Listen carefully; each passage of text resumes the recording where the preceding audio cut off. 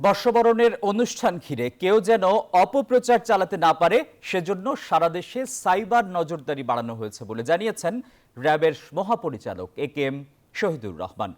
বাংলা নববর্ষ ১৪৩২ বঙ্গাব্দ বরণে রমনার বটমূলে নিরাপত্তা ব্যবস্থা পরিদর্শন শেষে এমন তথ্য জানান তিনি।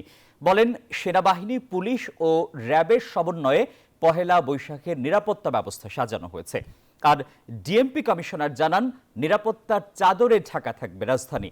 চারুকলায় মোটিফে আগুন দেয়া দুষ্কৃতিকারীকে শোভাযাত্রার আগেই গ্রেপ্তার করা হবে।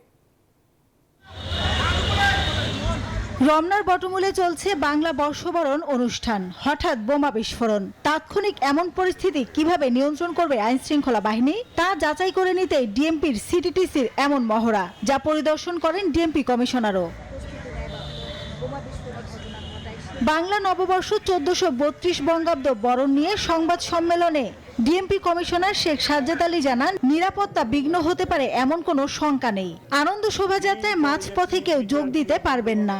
আগামীকাল ৯টার আগেই আমরা একটা সন্তোষজনক পর্যায়ে মামলাটা ডিটেকশনের ক্ষেত্রে চলে যাব এবং সম্ভব যদি হয় এই বাই দিস টাইম আমরা এই দুর্বৃত্তদের অ্যারেস্ট করতেও সক্ষম হবো ইনশাআল্লাহ।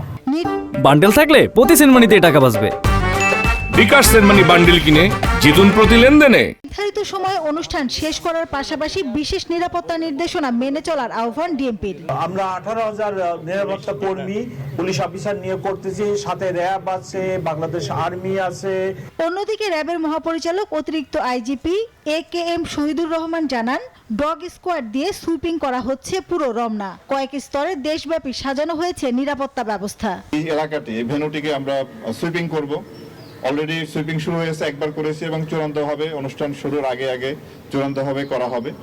আমাদের ডগ স্কোয়াড আছে, বম ডিসপোজাল টিম আছে এবং সর্বধর প্রকার প্রস্তুতি আমরা নিয়েছি।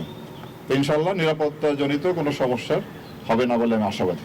রমনা বটমূলে সিসি ক্যামেরা বসানোর কাজ শেষ। ওয়াচ টাওয়ারে চলছে সর্বক্ষণ পর্যবেক্ষণ। ভোরের আলো ফুটতে ফুটতে ভৈরবীতে রাগালাপ দিয়ে ছায়ানটের ১৫০ শতাধিক শিল্পী বরণ করবে নতুন বছরকে।